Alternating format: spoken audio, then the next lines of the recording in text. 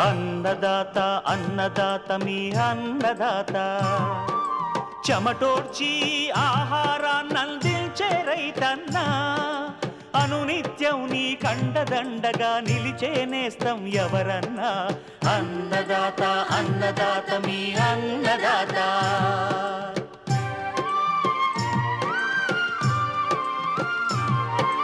నూతన రీతుల సాగుబడికి నూరింతలు పెరిగే దిగుబడికి సూచనలిచ్చే సస్య రక్షణకు పశు పోషణకి శాస్త్ర విజ్ఞానం అందించి ముందుకు నడిపే తెలుగు రైతు భారతదేశానికి మకుటం అయ్యేలా తీర్చిదిద్దే ఆశయంతో మిమ్ము మేలు కొలిపేది అన్నదాత అన్నదాత అన్నదాత మీ అన్నదాత అన్నదాత అన్నదాత మీ అన్నదాత. అన్నదాత ప్రేక్షకులకు నమస్కారం. ఈనాటి ముఖ్యాంశాలు: ఆయిల్ పామ్ దిగుబడులను నష్టపరుస్తున్న తెగుళ్లు నివారణ చర్యలు. నెల్లూరు జిల్లాలో రబీ పంటలకు ముందుగా పచ్చిరొట్ట పైర్ల సాగు. చేపల పెంపకానికి చెరువుల తయారీ, పిల్ల ఎంపికలో జాగ్రత్తలు.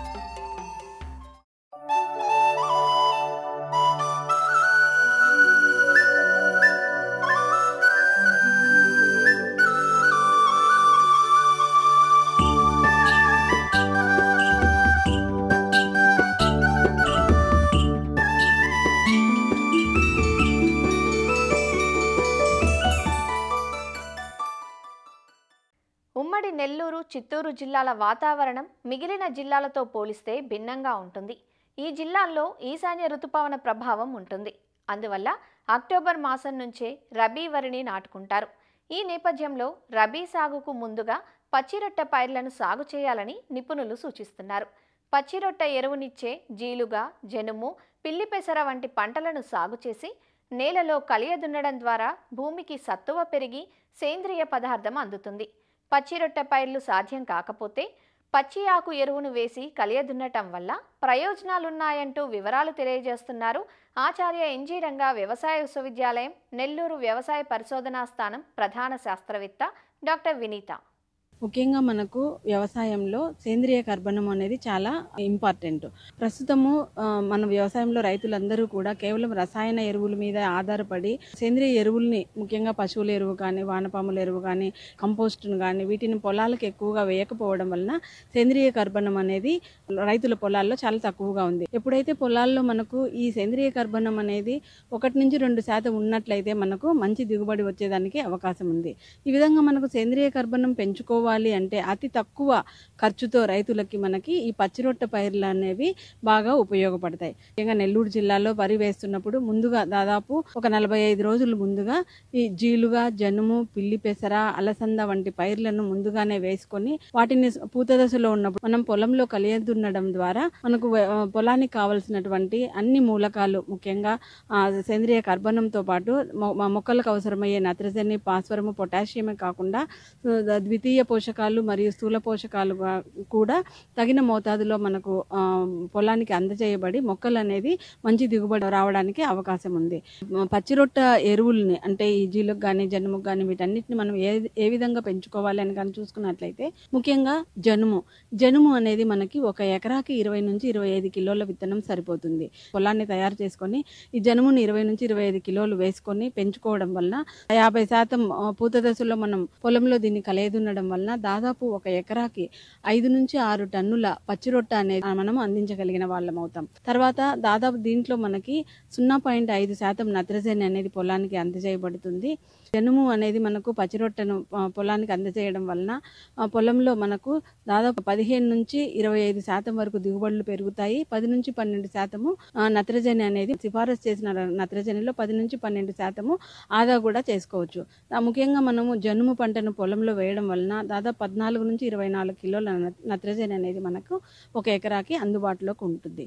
తర్వాత జీలుగా, ముఖ్యంగా మనకి ఈ జీలుగా అనేది ఎకరాకి 12 నుంచి 15 కిలోల విత్తనం సరిపోతుంది. దీన్ని మనం పొలంలో వేసుకొని పూత దశలో మనం కలియదున్నుకోవడం వలన దాదాపు 10 నుంచి 12% రసాయన ఎరువులను తగ్గించుకోవడమే కాకుండా ఒక 20 నుంచి 25% దిగుబడి పెరిగే అవకాశం ఉంది.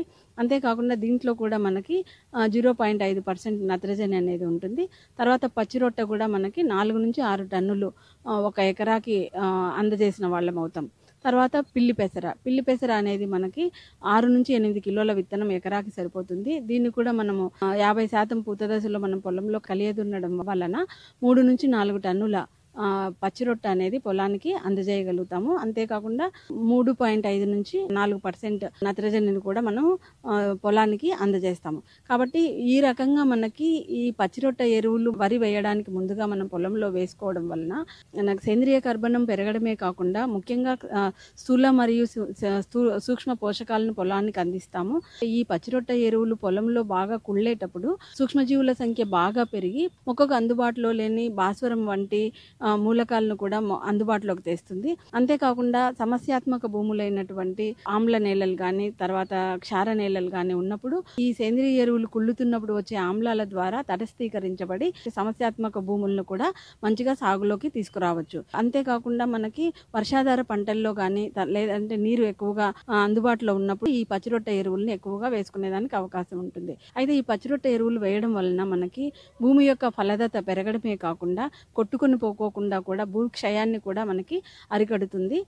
తర్వాత నీటిని ఎక్కువగా నింపుకునే స్వభావం కూడా పెరుగుతుంది. వరికి నీరు సరిపోనప్పుడు ఆరుతడి పంటల వేసుకోవాల్సిన పరిస్థితి వచ్చినప్పుడు కూడా ఈ పచ్చిరొట్ట ఎరువుల్ని విత్తనానికి వేసుకోవడం వలన కొంతవరకు ఆదాయం వచ్చే అవకాశం ఉంది. ఒక పంట కోసిన తర్వాత రెండో పంటకి మధ్య గ్యాప్ తక్కువగా ఉన్నప్పుడు కూడా, అంటే ఈ పచ్చిరొట్ట పైర్లు సాగు చేసుకునే దానికి సరైన సమయం లేనప్పుడు కానుగ కానీ జిల్లేడు కానీ గ్లైరిసీడియా అనే ఇది కానీ ఈ మొక్కలు వెంపలి చెట్లు కానీ తంగేడు చెట్లు కానీ వాటి ఆకులను తీసుకొచ్చి మనము మన పొలంలో బాగా కట్ చేసి పొలంలో వేసుకొని తర్వాత దమ్ము చేసుకోవడం కానీ లేదంటే బాగా ముక్కలుగా చేసి దున్నుకోవడం వలన కానీ చేసుకున్నా కూడా సేంద్రియ కర్బనాన్ని పెంచుకొని మనకు అధిక దిగుబడులు తీసుకునే అవకాశం ఉంది.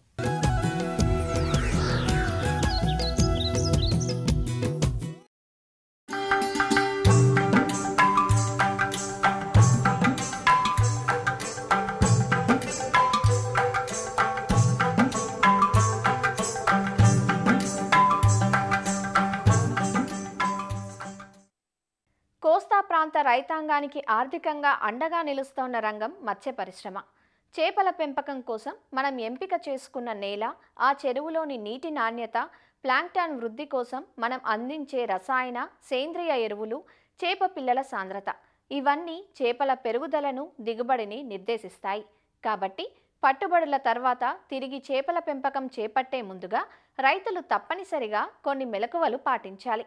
నేల, నీటి ఆరోగ్యం బాగుండి చేపల పెరుగుదలపై సానుకూల ప్రభావం చూపాలంటే చెరువుల తయారీలో శాస్త్రీయతను పాటించి సిఫార్సు మేరకు ఎరువులను అందించి ఆరోగ్యవంతమైన చేప పిల్లలను ఎంపిక చేసుకోవాలంటూ వివరాలు తెలియజేస్తున్నారు ఆచార్య ఎన్జీ రంగా వ్యవసాయ విశ్వవిద్యాలయం ఉండి కృషి విజ్ఞాన కేంద్రం మత్స్య శాస్త్రవేత్త డాక్టర్ ఏ శ్రీనివాసరావు.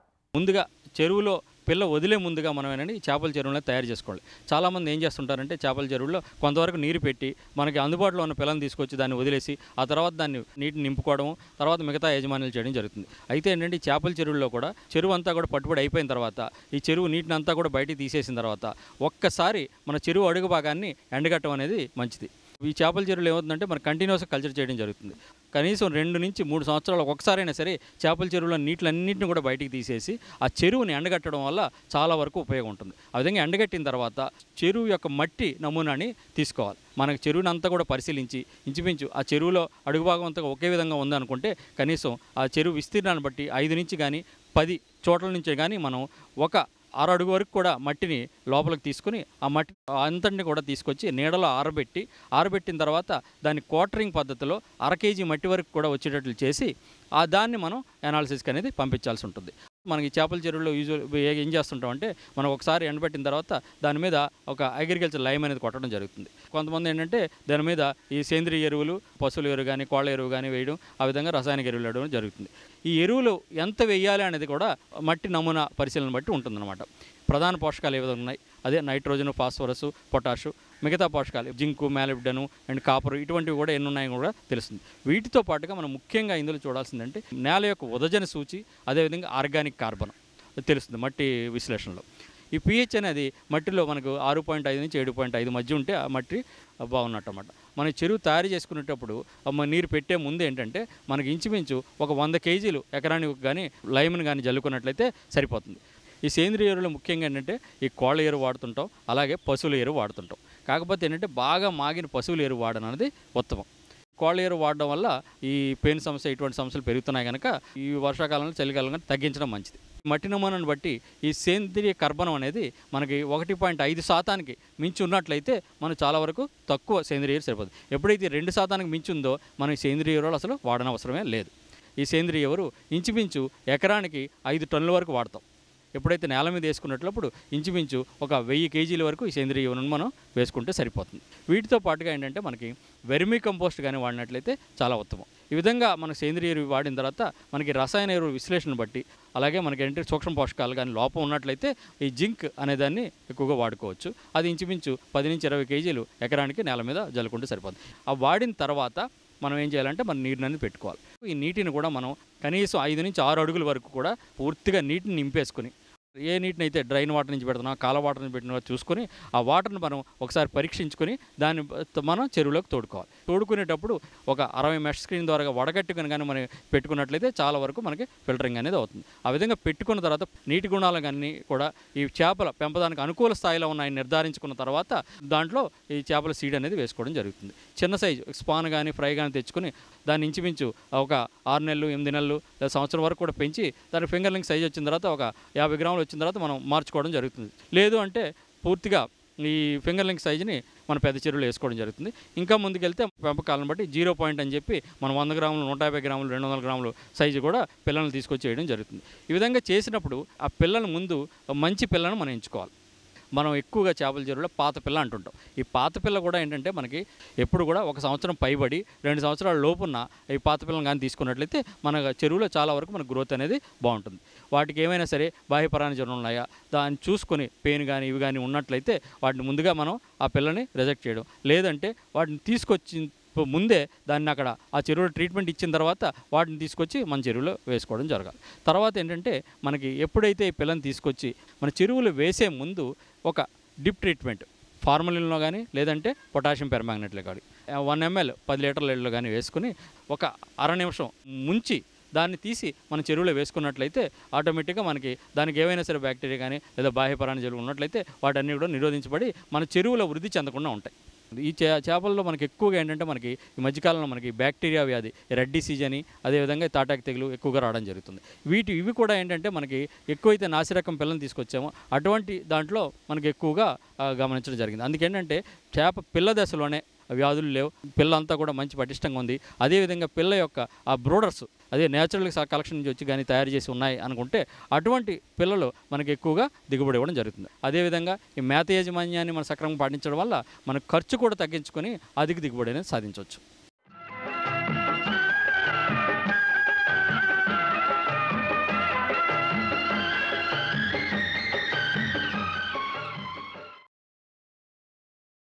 అన్నదాత టోల్ ఫ్రీ నెంబర్ ద్వారా పంటల సాగులో రైతులు లేవనెత్తే సందేహాలకు దృశ్యరూపం మీకోసం. వరిలో పైపాటు ఎరువుల యాజమాన్యం గురించి వివరాలు తెలియజేయండి అని అడుగుతున్నారు నాగర్ కర్నూలు జిల్లా తిమ్మాజీపేట నుంచి నాగయ్య గౌడ్. ప్రస్తుతం వరి సాగులో పెట్టే పెట్టుబడిలో ఎక్కువ మొత్తం రసాయన ఎరువులపై పెట్టడం వల్ల ఈ యొక్క పెట్టుబడి ఖర్చు పెరిగిపోవడం అనేది మనం గమనిస్తూ ఉన్నాము. ముఖ్యంగా చూసినట్లయితే 1 ఎకరా వరి సాగుకు 48 కిలోల నత్రజని, దాంతోపాటు 20 కిలోల భాస్వరం మరియు 16 కిలోల పొటాషియం అవసరం పడుతుంది. ఈ యొక్క మోతాదులో పోషకాలను అందించడానికి మనకు రసాయన ఎరువులను ఎంచుకోవాల్సిన అవసరం ఉంది. సో ముఖ్యంగా చూసినట్లయితే ఈ 48 కిలోల నత్రజని అందించడానికి మనకు 110 కిలోల యూరియా అవసరం పడుతుంది. ఈ 110 కిలోల యూరియాని మనం 3 సార్లు వేసుకోవాలి. దమ్ము చేసి నాటుకునే సమయంలో 30 నుంచి 35 కిలోల యూరియా వేసుకోవాలి. దాంతోపాటు పిలక దశలో 30 నుంచి 35 కిలోల యూరియా వేసుకోవాలి. దాంతోపాటు చివరి దశలో అంటే అంకురం దశలో మిగిలిన 35 నుంచి 40 కిలోల యూరియా వేసుకోవాల్సిన అవసరం ఉంటుంది. సో ఈ విధంగా 3 సార్లు మనకు తక్కువ మోతాదులో ఎక్కువ సార్లు కనుక యూరియా వేసుకున్నట్లయితే మన యొక్క యూరియా యొక్క వినియోగ సామర్థ్యం ఎక్కువగా ఉంటుంది. దాంతోపాటు ఈ యొక్క భాస్వరం యొక్క మోతాదు కనుక చూసినట్లయితే 1 ఎకరాకు 20 కిలోల భాస్వరం అవసరం. సో ఈ మోతాదును అందించడానికి మనము ఈ యొక్క పంట మొదటి దశలో అంటే పంట నాటుకునే దశలో మనం సిఫారసు చేయబడిన మొత్తం భాస్వరాన్ని కూడా మనం దమ్ములో వేసుకోవాల్సిన అవసరం ఉంటుంది. సో దీనికి కానీ మనం 150 కిలోల సింగిల్ సూపర్ ఫాస్ఫేట్ లేదా ఒకవేళ డిఏపి రూపంలో కనుక వేసుకున్నట్లయితే 1 బ్యాగు డిఏపిని మనం దమ్ములో వేసుకొని నాటు పెట్టుకున్నట్లయితే సో మన యొక్క పంట భాస్వరం మొత్తాన్ని కూడా మనం దమ్ములో వేసుకునే అవకాశం ఉంటుంది. సో మూడవ విలువైన రసాయన ఎరువు పొటాషియం. ఈ పొటాషియం కూడా మనకు సిఫారసు చేయబడిన 30 కిలోల మ్యూరేట్ ఆఫ్ పొటాష్ని పంట విత్తుకునేటప్పుడు అంటే నాటుకునేటప్పుడు 15 కిలోలు, తర్వాత రెండో దఫా యూరియా వేసుకునేటప్పుడు అంటే పంట పొట్ట దశలో ఉన్నప్పుడు 15 కిలోల పొటాషియం కూడా మనం వేసుకున్నట్లయితే మనకు సిఫారసు చేయబడిన మొత్తం పోషకాలను కూడా మనం అందించుకునే విధంగా ఉంటుంది. సో ముఖ్యంగా ఈ వరి సాగులో చాలా ప్రాంతాల్లో కనుక చూసినట్లయితే ఈ చౌడు నేలల్లో వరి సాగు చేయడం అనేది గమనిస్తూ ఉన్నాము. ఎక్కడైతే ఈ చౌడు నేలల్లో వరి సాగు చేసుకున్నప్పుడు ఈ జింకు లోపం అనేది ఎక్కువగా గమనించడం జరుగుతుంది. సో ఈ జింకు లోపం మనం గమనించినప్పుడు మనం 1 లీటర్ నీటికి 2 గ్రాముల జింక్ సల్ఫేట్ కలిపి వారం రోజుల వ్యవధిలో 2 సార్లు కనుక మనం పిచికారీ చేసుకున్నట్లయితే ఈ జింకు లోపాన్ని నివారించుకునే అవకాశం ఉంటుంది. సో కొన్ని ప్రాంతాల్లో ఈ నేరుగా విత్తే వరి సాగు కూడా చేపట్టడం జరిగింది. ఈ నేరుగా విత్తే వరి సాగు చేపట్టిన ప్రదేశాల్లో ఈ యొక్క ఇనపధాతు లోపం అనేది ఎక్కువగా గమనించడం జరుగుతుంది. సో దీనికి 1 లీటర్ నీటికి 5 గ్రాముల అన్నబేది, దాంతోపాటు 1 గ్రాము నిమ్మ ఉప్పు లేదంటే నిమ్మరసం కానీ మనం వాడుకున్నట్లయితే ఇనుపధాతు లోపాన్ని కూడా నివారించుకునే అవకాశం ఉంటుంది. మన రాష్ట్రంలో 53% నేలల్లో ఈ యొక్క భాస్వరం మోతాదు అధికంగా ఉన్నట్టు గమనించడం జరిగింది. సో ఇలాంటి పరిస్థితుల్లో ఈ యొక్క భాస్వరం అధికంగా ఉన్న వరి పండించే భూముల్లో ఈ యొక్క భాస్వరాన్ని కరిగించే జీవన ఎరువులు కనుక వేసుకున్నట్లయితే సో దాంతోపాటు మనం అధికంగా ఉండే భాస్వరాన్ని మనం కరిగించుకునే అవకాశం ఉంటుంది. సో దీంట్లో ముఖ్యంగా బ్యాసిల్లస్ సూడోమోనాస్ అనే జీవన ఎరువులు వాడుకోవచ్చు. సో దీనికి గాను మనం 2 కిలోల పిఎస్బిని 50 కిలోల పశువుల ఎరువుతో కలిపి లేదంటే వర్మీ కంపోస్ట్తో కలిపి దీన్ని మనం దమ్ము చేసుకొని నాటు పెట్టుకోవడానికి ముందు కనుక మనం చల్లుకున్నట్లయితే నేలలో అధికంగా ఉండే భాస్వరాన్ని కరిగించి మొక్కకు అందించుకునే అవకాశం ఉంటుంది. లేదంటే విత్తన శుద్ధి రూపంలో కానీ లేదంటే నారును ముంచి నాటుకునే రూపంలో కానీ సో ఈ 3 రూపాల్లో మనం ఈ యొక్క పిఎస్బిని అంటే భాస్వరాన్ని కరిగించే జీవన ఎరువుని కనుక మనం ఇచ్చినట్లయితే ఈ అధికంగా ఉండే భాస్వరాన్ని కరిగించుకోవచ్చు. దాంతోపాటు మనం వేసుకునే డిఏపిని కూడా కొంతవరకు మనం తగ్గించుకునే అవకాశం ఉంటుంది. వేసిన రసాయన ఎరువుల్లో అంటే 100 కిలోల రసాయన ఎరువు వేసినప్పుడు 15 నుంచి 20 కిలోలు మాత్రమే మొక్క తీసుకుంటుంది. మిగిలిన 70-75 కిలోల రసాయన ఎరువు అనేది వివిధ రూపాల్లో నష్టపోవడం జరుగుతుంది. కాబట్టి మనం వేసుకునే రసాయన ఎరువు వేసుకునే విధానం అనేది చాలా ఇంపార్టెంట్. ఇక్కడ మనం గమనించవలసింది యూరియా ఎప్పుడైనా కూడా అధికంగా నీరు ఉన్నప్పుడు వేసుకోకూడదు. బురద పదంలో కనుక వేసుకున్నట్లయితే మనం వేసిన యూరియా మొత్తం కూడా మొక్క తీసుకునే అవకాశం ఉంటుంది. అలాగే భాస్వరం కూడా మనం సిఫారసు చేయబడిన మొత్తం భాస్వరాన్ని కూడా దమ్ములోనే వేసుకోవాలి. చాలామంది రైతులు నాటు పెట్టిన 15-20 రోజుల తర్వాత కూడా ఈ యొక్క కాంప్లెక్స్ ఎరువులని డిఏపిని 2020 కానీ ఇలాంటి ఎరువులని పైపాటుగా కూడా వేసుకోవడం జరుగుతుంది. సో దీనివల్ల మొక్కకు ఉపయోగపడే అవకాశం చాలా తక్కువగా ఉంటుంది. కాబట్టి సో దీనివల్ల ఖర్చు పెరుగుతుంది, ఎలాంటి ఉపయోగం ఉండదు. కాబట్టి పైపాటుగా కాంప్లెక్స్ ఎరువులను వరి పంటకు వేయకూడదు. తప్పనిసరిగా దమ్ములో డిఏపి కానీ ఎస్ఎస్పి కానీ వేసి పైపాటుగా యూరియా పొటాష్ వేసుకున్నట్లయితే తప్పనిసరిగా మనం వేసిన రసాయన ఎరువుల యొక్క వినియోగ సామర్థ్యం చాలా ఎక్కువగా ఉంటుంది. అయితే డ్రమ్ సీడింగ్ విధానంలో ఎవరైతే వరి విత్తుకునే రైతులు మాత్రం ఈ విత్తుకునే సమయంలో యూరియా మోతాదును వేయకూడదు. విత్తిన 15 రోజుల తర్వాత మాత్రమే ఈ యొక్క యూరియాని సిఫారసు చేసిన విధంగా 30-35 కిలోలు 1 ఎకరాకు వేసుకోవాలి. ఈ చౌడు నేలలు ఎక్కువగా ఉన్నట్లయితే మనకు సిఫారసు చేసిన మోతాదుకు 25% అధికంగా రసాయన ఎరువులు వేసుకోవాల్సిన అవసరం ఉంటుంది. ఈ జింకు మోతాదును కూడా సిఫారసు చేసిన విధంగా అధిక మోతాదులో వేసుకోవాల్సిన అవసరం ఉంటుంది. ఎక్కడైతే ఈ యొక్క చౌడు నేలలు అధికంగా ఉన్న ప్రదేశాల్లో ఈ యొక్క రసాయన ఎరువుల యాజమాన్యం చాలా తప్పనిసరి. దీంతోపాటు సేంద్రియ ఎరువులు కూడా సిఫారసు చేసిన విధంగా దమ్ముకు ముందు మనం కనుక వేసుకున్నట్లయితే కొంతవరకు ఈ చౌడుని విరగొట్టుకునే అవకాశం ఉంటుంది. సో ఈ విధంగా సిఫారసు చేసిన మోతాదు మరియు రూపం మరియు దాంతోపాటు సమయం కనుక సరైన సమయంలో అందించినప్పుడు మన యొక్క ఎరువుల వినియోగ సామర్థ్యాన్ని పెంచుకోవడమే కాకుండా దిగుబడిని కూడా మనం 15-20% పెంచుకునే అవకాశం ఉంటుంది.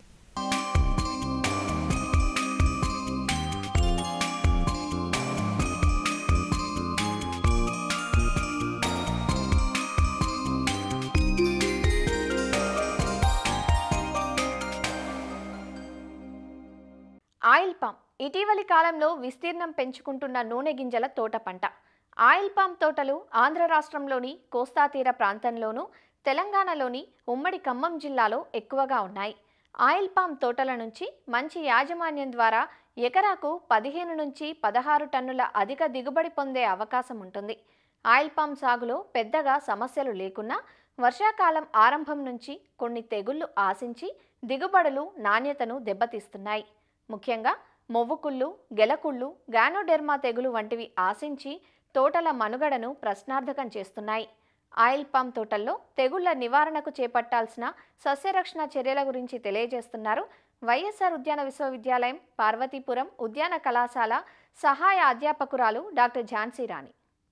ఆయిల్ పామ్లో మనకి ఎక్కువగా ముఖ్యమైన తెగుళ్ళు చూసుకున్నట్లయితే కాండం తడి తెగులు, మొవ్వకుళ్ళు తెగులు, గెలకుళ్ళు తెగులు, కాండం మొదలు కుళ్ళు తెగులు ఇవి ఎక్కువగా ముఖ్యమైనవి. వీటి నుంచి ఎక్కువగా రైతులు నష్టపోతూ ఉన్నారు.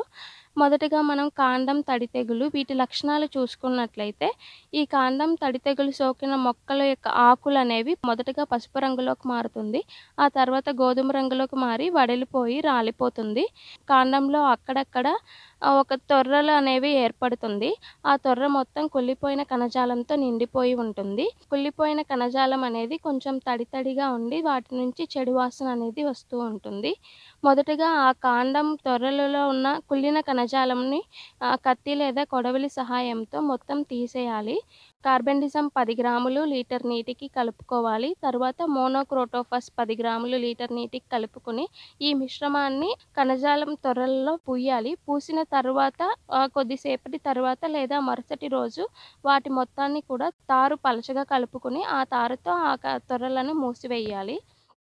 తర్వాత తెగుళ్ళు వచ్చి కాండం మొదలు తెగుళ్ళు, దీన్నే గానోడర్మా తెగుళ్ళు అని కూడా అంటారు. ఇది మొదటగా మొక్క యొక్క వేరు భాగాన్ని ఆశించి వేళ్ళు మొత్తం కుళ్ళిపోయి నల్లగా మారి పొడిలాగా మారిపోతుంది.